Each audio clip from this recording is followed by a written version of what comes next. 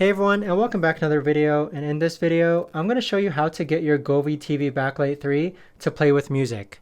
Now this video is going to be particularly useful for individuals who are part of the Govee ecosystem. How do you actually go ahead and get your Govee TV Backlight 3 to play with music? Either way, this video is going to be short, sweet, and simple, guys. There's not going to be a lot of steps involved. But the way to actually do this is that first you're going to go into the Govee Home app. Next, make sure that your Bluetooth is turned on. Afterwards, click on the TV Backlight and it should connect to your Govee TV Backlight.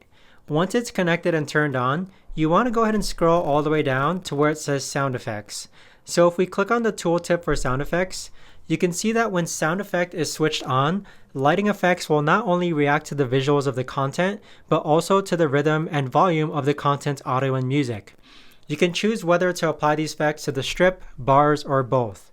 So if you toggle on sound effects, what's actually going to happen is that your Govee TV Backlight 3 light strips are now going to react to the sound effects of your TV.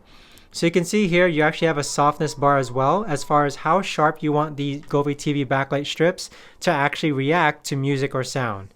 But that right there, guys, is the best and easiest way that I know of to actually go ahead and get your Govee TV Backlight 3 to play with music. If you guys know of a better or easier way to actually do this, let me know in the comments down below.